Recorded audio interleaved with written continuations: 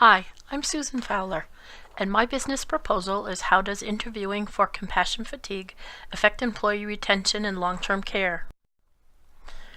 The staff turnover rate for long-term care and post-acute care across the country remains high, at an overall turnover rate of 40.6% for all healthcare staff in long-term care.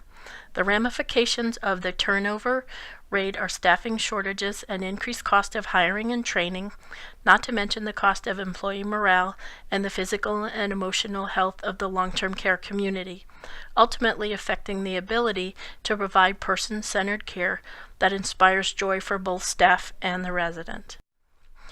The staff that work in these communities consider what they do as their vocation or calling. They provide care, compassion, and empathy every day to residents, families, and guests. It is all about the relationship and the people that depend on them. Many of the staff have to work multiple jobs to make ends meet, while taking care of children, parents, and other family members, not leaving any time for them to care for themselves. They work in highly regulated industry that is very stressful and litigious. Many nurses and CNAs that have worked in long-term care for many years care for residents with memory impairment. The relationships that are developed inevitably end in a loss. They watch people fade away slowly. Day after day, this takes its toll on even the most resilient of individuals. Over time, this can lead to a loss of empathy or just going through the motions.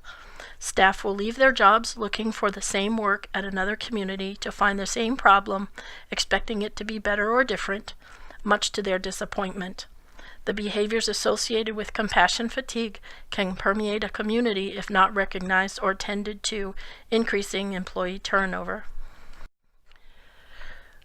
My proposal question is, how does interviewing for compassion fatigue affect employee retention in long-term care? The questions to consider are: what is compassion fatigue and how is it different from burnout? How does it happen and what can be done about it? Why does it happen to some staff and not others? What makes staff leave their employment in search of something better? And what can be done to recognize and restore joy? I will explore work that has already been done on this topic to see if it could apply to long-term care. I will interview human resources staff to talk about interviewing techniques to see if there are questions on the behavioral interview that could identify the signs and symptoms of compassion fatigue.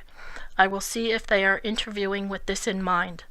These conversations hopefully will add some questions to the interview that may help in the process, thus decreasing the overall turnover rate in long-term care. Thank you for listening.